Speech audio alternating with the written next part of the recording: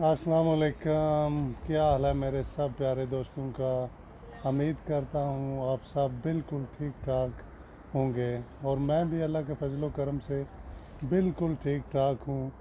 और आज का वीडियो जनाब उर्दू में बना रहा हूँ क्योंकि आज का वीडियो बहुत अहम और ज़रूरी है उन लोगों के लिए जो स्टडी कर रहे हैं और स्वीडन आना चाहते हैं। और ये मेरे बहुत ही प्यारे दोस्त हैं और इनसे बात करते हैं। जी भाईजान अस्सलाम वालेकुम। जी वालेकुम अस्सलाम वरहमतुल्लाहि वबरकातुहू।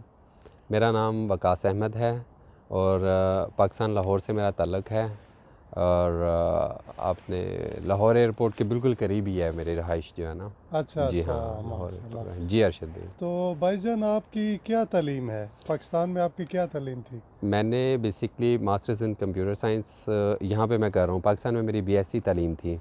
अच्छा अच्छा। हाँ जी। तो स्टडी का आपने कैसे सोचा और स्वीडन क्यों नहीं, आपने यूके अमेरिका या और भी मुल्क है, ज़रूरी स्वीडन आपने क्यों? जी हम्म, स्वीडन यहाँ पे जो सहूलतें हैं, जी सहूलतों को मद्देनज़र रखते हुए ये बाकी कंट्रीज़ के साथ हम अगर कंपेयर करते हैं तो ये मच बेटर है। इसकी वजह, इसका सबसे बड़ा जो मेन रीज़न ये है कि मेरे अज़ीज़ हैं, कुछ दोस्त हैं जो कि यूके में भी अभी स्टडी कर रहे हैं और रिसेंटली वेरी रिसेंट उनका वीज़ा लगा मेरे वीज़े से पहले। अच्छा अच्छा। तो लेकिन उन्हें वर्किंग आवर्स अलाउ नहीं होते वहाँ पे ठीक, ना, ये बड़ा मेजर इशू है। बाकी और कंट्रीज़ में भी यही इशूज़ चल रहे हैं ना। तो बिल्कुल। स्वीडन ये है कि आपको वीज़ा दे देते हैं ये लोग, बड़े और बड़ा इजी प्रोसेस है इनका वीज़े का। नंबर वन तो ये है ना। और अच्छा इसके अलावा जो वर्किंग आवर्स हैं ये फुल टाइम वर्क अलाउ होता है इनका यहाँ पे ना। स्टूडेंट फुल टाइम वर्क कर सकता है। अच्छा और अच्छा। जो है बाकी इसका, जी आप मज़ीद अगर। और भाईजान आपने, और सबसे पहले जनाब बहुत शुक्रिया वकास भाई का, बहुत कीमती टाइम इन्होंने निकाला। यकीन मारें यहाँ पे स्वीडन में लोगों के पास बहुत कम टाइम होता है और अभी भी ये जॉब से आए हैं, यकीन माने। और मैं उनका बहुत शुक्रिया अदा करता हूँ कि इन्होंने कीमती टाइम निकाला। तो जी भाईजान बात करते हैं आगे कि यूनिवर्सिटी से आपने कैसे रब्ता किया और कितना ख़र्चा आया, एडवांस क्या दिया? यूनिवर्सिटी से किस तरह रब्ता किया, ये जी। बड़ा अच्छा सवाल आपने पूछा है। एक्चुअली मैं बस ऐसे ही बैठा हुआ था घर में ना, अच्छा नमाज़ पढ़ के आए और अचानक ही प्रोग्राम बना के जी चलें यूरोप चलते हैं, यूरोप की सैर करते हैं। अच्छा। तो यूरोप की सैर का प्रोग्राम बना और किसी दोस्त भाई ने मशवरा दिया क्यों ना आप स्टडी करने के लिए चले जाओ वहाँ पे, अगर सैर ही करनी है तो चलो। बिल्कुल। कुछ पॉइंट ऑफ अर्निंग के हिसाब से भी बड़ा अच्छा मुल्क है, तो चलो अर्निंग भी हो जाएगी कुछ इस हवाले से। जी जी। तो वो बस घर बैठे ऐसे ही प्रोग्राम बना। अच्छा। तो वेबसाइट पे सर्च किया, इनका जो पोर्टल है universitiesadmission.se, जी जी। वहाँ पे जाके इनका जो है ना आपका पोर्टल होता है इनका, वहाँ पे आपने जो है ना अपना कोर्स सेलेक्ट करना होता है ठीक है। कि आपकी बेसिक स्टडीज़ क्या है पाकिस्तान में और फर्दर आप क्या करना चाह रहे हैं स्वीडन आके, किस कोर्स में आप जाना चाह रहे हैं। क्या आप डिग्री प्रोग्राम में जाना चाह रहे हैं या आप जो है ना शॉर्ट कोर्स, कोई लैंग्वेज कोर्स सेलेक्ट करना चाह रहे हैं यहाँ आने के लिए। अच्छा, तो भाईजान जो जी एप्लीकेशन आप बता रहे हैं उसको साइन अप या करने का वो तरीका थोड़ा सा हमें वो भी बता दें, क्योंकि मेरे ख्याल में 900 करोन फीस है उसको साइन इन करने की, मेरे साइन अप ख्याल में। करने की नहीं, उसका ना तरीकाकार ये है कि साइन अप तो फ्री हो जाता है जब अच्छा आप अच्छा। कोर्स सेलेक्ट करते हैं ना। यहाँ पे स्वीडन का जो है ना एक मास्टर्स इनका बैठा होता है, वो इसको कंट्रोल करता है admission.se को ना। अच्छा अच्छा। यूनिवर्सिटी के एडमिशन, वो एक मास्टर्स वो वही इसको डील करते हैं। उसकी चूँकि फ़ीस होती है 900 क्राउन्स ना। ठीक जब है। आप कोर्स सेलेक्ट करते हैं और उसको सबमिट करते हैं, वो आपको जो है ना वीवा क्रेडिट कार्ड और डेबिट कार्ड से आपने वो पे करनी होती है 900 क्राउन्स। आज से साल पहले तो ये थी, अब चूँकि दिन ब दिन इनकी जो आप देखें वीज़ा प्रोसेस फ़ीस और ये सब चीज़ों में तब्दीली ला रहे हैं ये लोग ना। बिल्कुल। हाँ जी, तो अब देखें अब करंट से क्या रेट इनका वो चल रहा है ये मुझे आइडिया नहीं ये है। सब के लिए सेम ही है फीस? सब ऑल अराउंड द वर्ल्ड जहाँ से भी आप अप्लाई करें, इनकी 900 क्राउन्स फ़ीस होती है पोर्टल की। वो आपको क्रेडिट कार्ड और या डेबिट कार्ड के थ्रू पे करनी होती है लाजमी। अच्छा भाईजान, वीज़ा आपने कैसे अप्लाई किया, और ख़ुद किया या किसी की हेल्प ली? जैसा कि मैंने आपको बताया था, वीज़ा मैंने ख़ुद ही अप्लाई किया था। और अच्छा हेल्प का देखें, very simple, everything is in your hand today.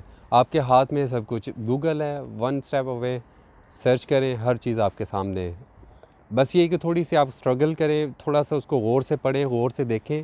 बिल्कुल यही हम लोग जो है ना, यहीं से मार खाते हैं हम लोग। चीज़ को गौर से देखते नहीं है, पढ़ते ही नहीं है चीज़ को ना, और उसके ऊपर फिर मुतालिया तो बिल्कुल ही नहीं है किसी किस्म का भी। बस ये कि जैसे कि आप और मैं आप वीडियो बना रहे हैं, सिंपल वे, एक्चुअली हम लोग बहुत शॉर्ट रास्ते तलाश करते हैं। जी जी। बस गौर से देखी जाए चीज़ को और आपके सामने है हर चीज़ ना।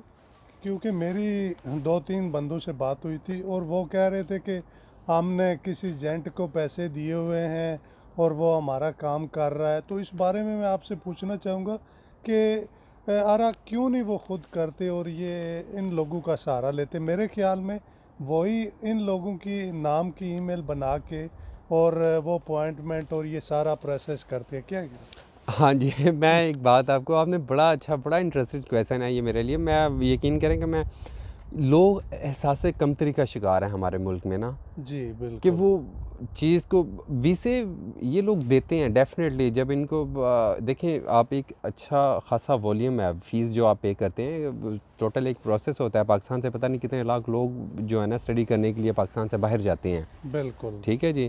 और हाँ जी। इन गवर्नमेंट्स को फ़ायदा होता है जब आप फ़ी पे करते हैं और लीगल तरीके से आप आते हैं। एजेंट तो बस वो अपना बस, उन्हें पता, वो बस इसी चीज़ का एडवांचर, इसी चीज़ का वो फ़ायदा उठाते हैं ना। एहसास कमतरी का शिकार होते हैं लोग, चीज़ को देखते नहीं हैं, पढ़ते नहीं हैं, मुतालिया नहीं करते उसके मुतालिक ना, वहाँ से भी वो एडवांचर ले लेते हैं अपना ना। बिल्कुल। तो वीज़ा प्रोसेस टाइम कितना होता है और इसकी फ़ीस वगैरह कितनी होती है? वीज़ा प्रोसेस का टाइम जो है ना, सबसे पहले तो एडमिशन जो यहाँ पे आप पोर्टल पे अप्लाई करते हैं वो डिसाइड करते हैं कि लिहाजा हम आपको एडमिशन दें या ना दें।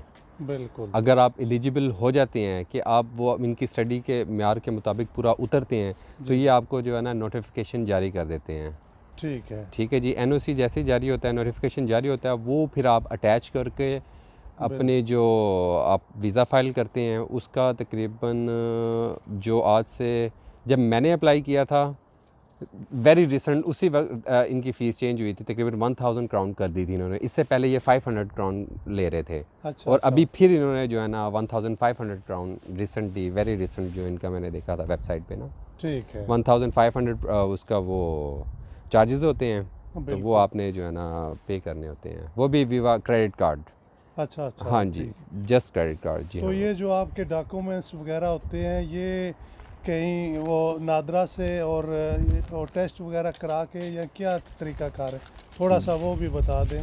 और इसमें मास्टर्स या क्या क्या, क्योंकि मैं इतना पढ़ा लिखा नहीं हूँ, इसलिए वो आप जो लोग आना चाहते हैं उनकी थोड़ी रहनुमाई हो जाएगी कि कैसे करना है ये।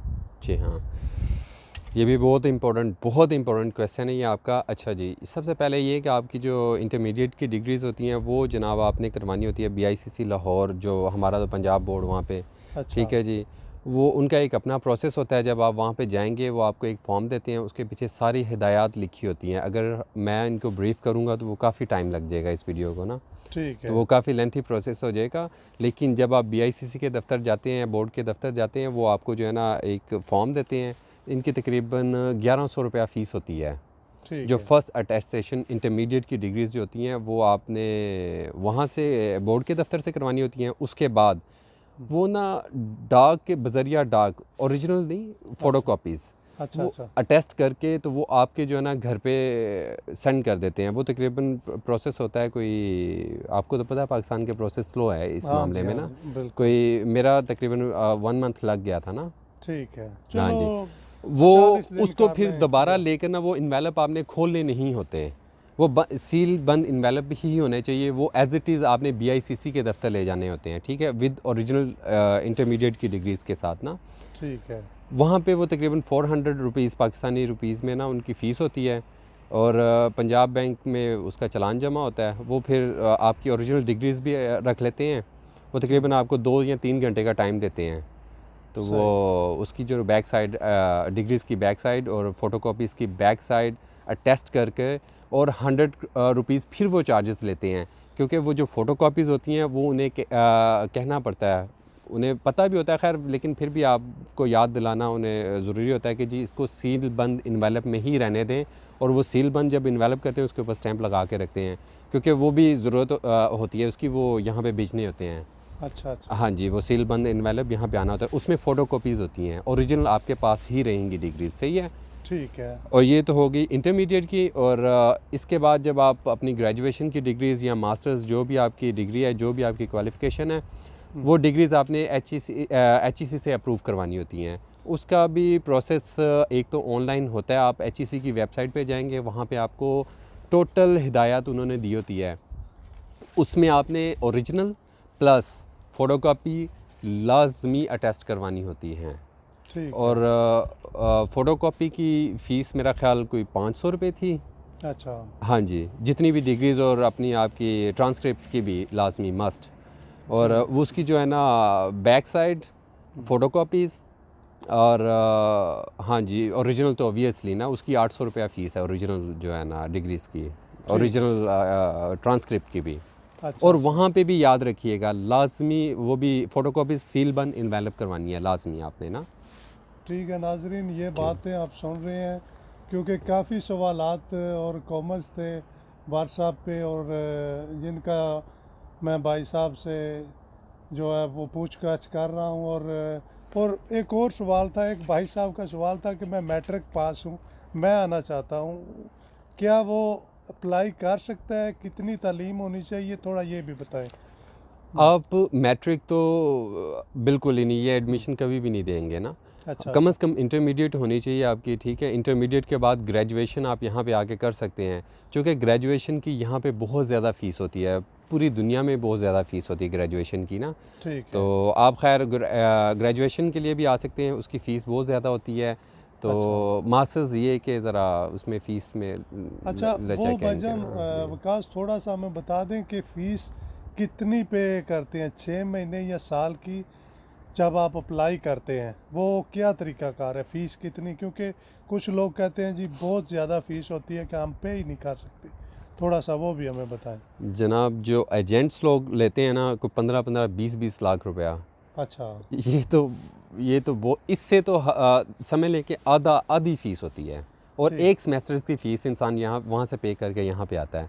बाकी अच्छा। सेमेस्टर की फ़ीस तकरीबन इंसान जद्दोजहद करे, दौड़ भाग है, दिन रात एक करना पड़ता है, दूसरे सेमेस्टर की भी फ़ीस निकल आती है।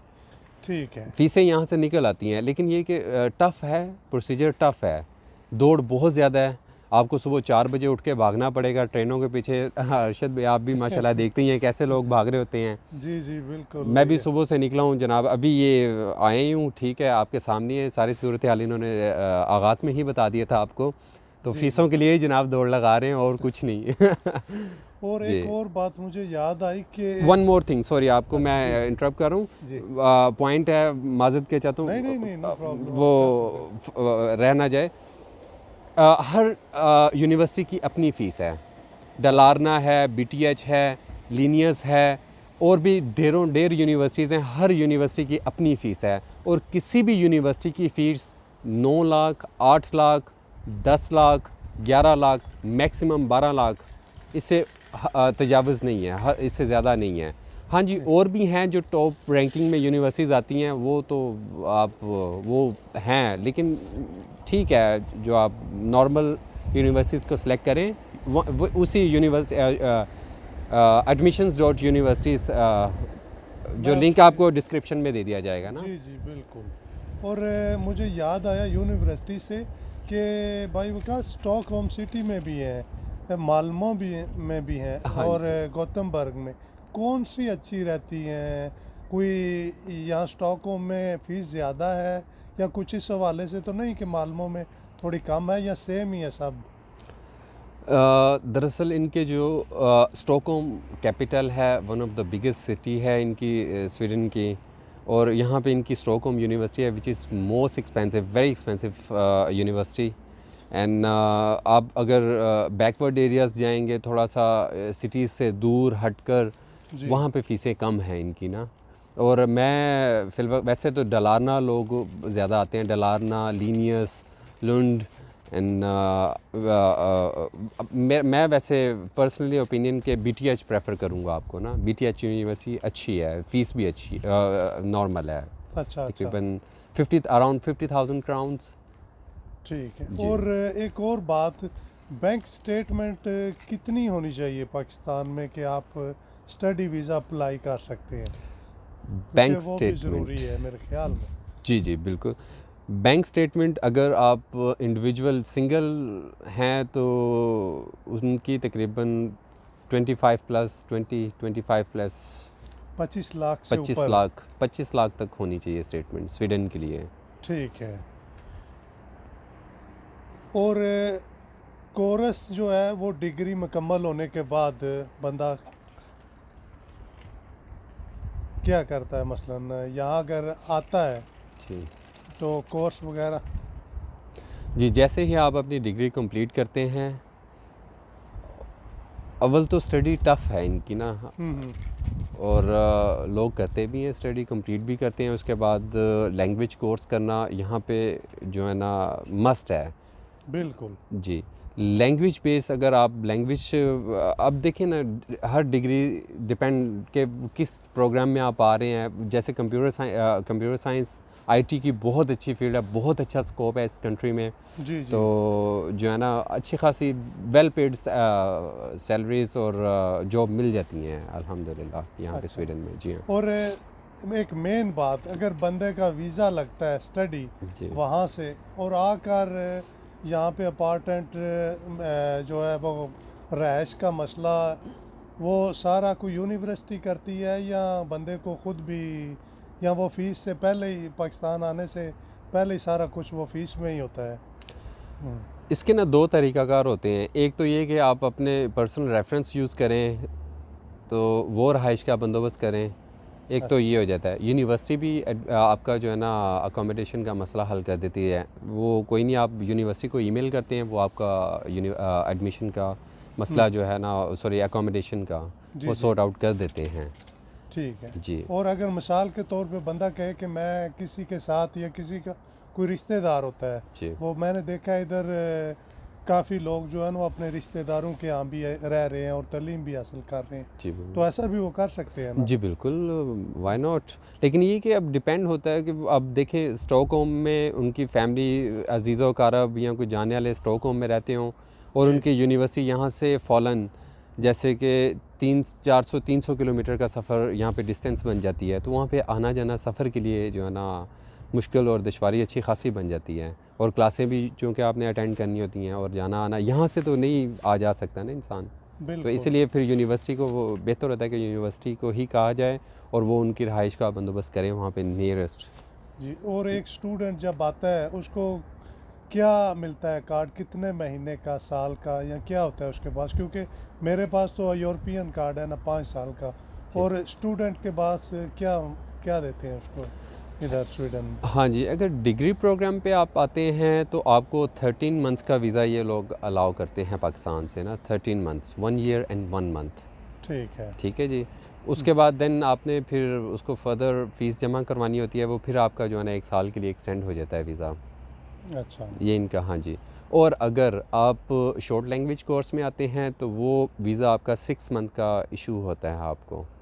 ठीक है। अगर मिसाल के तौर पे बंदा आता है स्टडी के लिए, वो कहता है जी मैंने स्टडी नहीं करनी, मैंने पढ़ना मैंने काम करना है, जी तो क्या वो कर सकता है काम? और अगर उसको कोई कॉन्ट्रैक्ट दे देता है, या तो फिर वो अपने पेपर चेंज कर सकता है या नहीं कर सकता? मसलन पाकिस्तान से वो स्टडी के लिए आया है, जी और यहाँ आके वो कहता है कि मैंने चलो जी स्टडी नहीं करनी, मैं कोई काम शाम कर लेता हूँ, कोई जॉब अच्छी मिल गई है, क्या वो कर सकता है ये? या और पेपर का प्रोसेस वो कर सकता है जॉब के ज़रिए? जॉब तो आपको पता है कि किसी सूरत में भी पाकिस्तान से या इंडिया, हम जो ऐसे ममालिक से लोग बिलोंग करते हैं, जॉब के बगैर तो हम गुजारा है ही नहीं है हमारा ना। जी जी बिल्कुल। और लोग यही गलती करते हैं यहाँ पे आकर ना, ठीक वो है। स्टडी को एक साइड पे कर देते हैं। जो मेन मकसद होता है वो उनका पूरा हो जाता है कि जी किसी तरह हम यूरोप में दाखिल हों। लोग बिल्कुल। सब्र नहीं करते। देखें, यहाँ पे एक प्रोसेस है इनका कि 30 क्रेडिट्स आपने कंप्लीट करना लाजमी है आपके। अगर आप वो 30 क्रेडिट्स कंप्लीट नहीं करते यहाँ पे, ये लोग आपको वीज़ा कभी भी वर्क परमिट, आप अपने पेपर्स डॉक्यूमेंट्स चेंज नहीं कर सकते। स्टूडेंट बेस इनफैक्ट ये आपको कहीं से भी पकड़ कर घर भेज सकते हैं, लेकिन आपका वीज़ा स्टेटस चेंज नहीं करेंगे ये लोग। भाईजान 30 क्रेडिट्स ये क्या है, मुझे समझ नहीं आई। हो सकता है लोगों को, स्टूडेंट्स को पता हो। स्टूडेंट्स को पता लग जाएगा। देखिए, आप जिस प्रोग्राम में भी आप एडमिशन लेते हैं उसके 30 क्रेडिट्स लाजमी इनकी जो है ना, आपने फर्स्ट 6 मंथ जो है ना आपने लाजमी पढ़ना है यहाँ पे ना।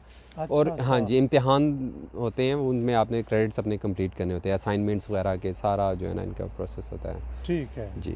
और एक और सवाल, जी। क्योंकि मुझे पाकिस्तान से एक दोस्त ने कॉल की थी कि वो कह रहा था कि मेरी बीवी पड़ी है और हमारे बच्चे भी हैं और मैं उसके ज़रिए आना चाहता हूँ, और मेरा क्या प्रोसेस होगा, वीज़े का ख़र्चा कितना आएगा, ये थोड़ा सा हमें यह भी गाइड कर दें, क्योंकि काफ़ी लोगों के, एक नहीं काफ़ी लोगों के ये कॉमर्स थे।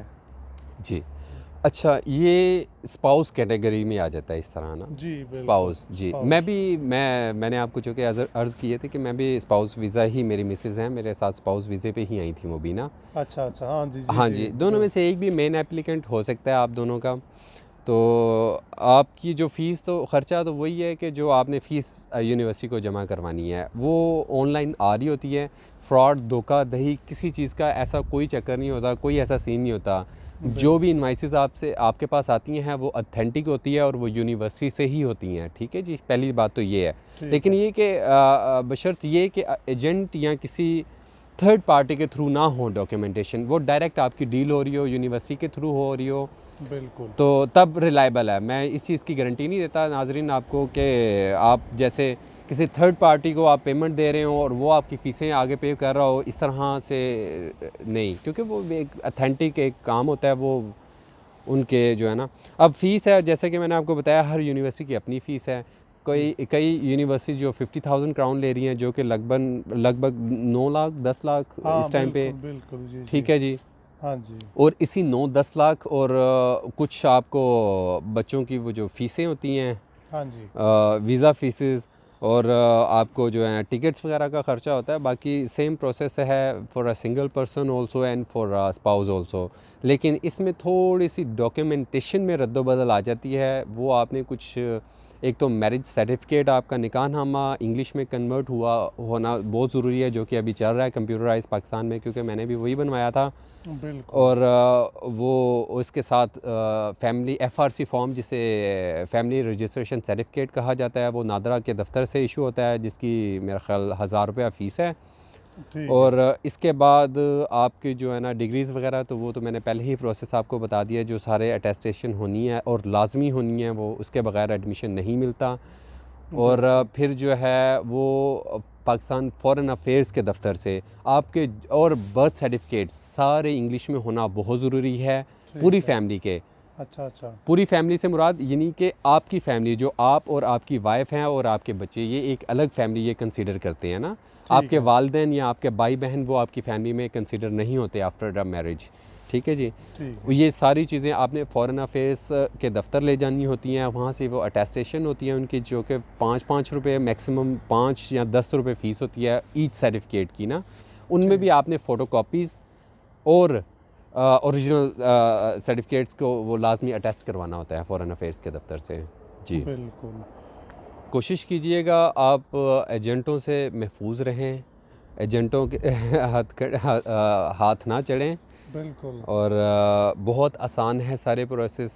आपको लिंक्स भी डिस्क्रिप्शन में दे दिए जाएंगे। अगर आपको कोई बात नहीं समझ आई, आप अरशद भाई से दोबारा भी रब्ता कर सकते हैं, कमेंट्स में भी आप रब्ता कर सकते हैं। ठीक है, अपने सवालात पूछ सकते हैं और आपको लिंक्स फ्राहम कर दिए जाएंगे डिस्क्रिप्शन में, और उससे आप ओपन करें, स्टडी करें। इंशाल्लाह आपको बहुत गाइडलाइन, बहुत हेल्पफुल रहेंगे ये लिंक्स आपके। ठीक है, और ये यूनिवर्सिटीज़ के हैं और इनकी जो है ना माइग्रेशन वेबसाइट्स के हैं लिंक्स, जो आपको फ्राहम किए जाएंगे। जी हाँ। और ये मेरे ख्याल में भाईजान स्वीडन वाले वीज़ा बहुत ही इजी दे देते हैं ना। हाँ जी। फ़िल वक्त इनका जो प्रोसेस चल रहा है उसमें तो ऐसे ही है कि जैसे ये कहते हैं ना, हलवा प्लेट में हलवा रख के पेश करना है, इस तरह ये वीज़े दे रहे हैं सबको। जी हाँ, अच्छा। फिल वक्त। हाँ जी, वेरी वेरी इजी प्रोसेस ठीक है, टू कम इन स्वीडन। जी ये तो बहुत अच्छी बात है। जी। लो और नाजरीन जी, जी हाँ in future I don't know. क्यों नहीं जी। और अगर कोई किसी का सवाल जवाब हुआ, मेरे ख्याल में तो नहीं होगा, क्योंकि भाईजान ने सारी स्टडी के मतलब जो है ना वो बातें की। क्योंकि अक्सर मुझे कॉमर्स में और मेरे व्हाट्सएप पर भी लोग जो है ना वो मुझे कहते थे, और मैंने भाई विकास से टाइम लिया हुआ था। मैंने कहा चलो इन सारे गिले शिकवे जो है लोगों के वो आराम से 10 मिनट में हम दूर कर देंगे। और हालांकि इंशाल्लाह। आस्ता आस्ता हमारी वीडियो जो है वो बातें काफ़ी थी, क्योंकि हम अब समझा रहे थे। और कसम बहुत से यकीन माने सर्दी से हाथ जो है ना, अब वीडियो अगर थोड़ा सा हिल रहा हो ना तो माइंड नहीं करना, क्योंकि बहुत ज़्यादा ठंड है। और हाँ अभी जी हम देख सकते हैं बाहर आके बना रहे हैं, और बहुत ही ज़्यादा सर्दी है इधर। जी। हाँ जी।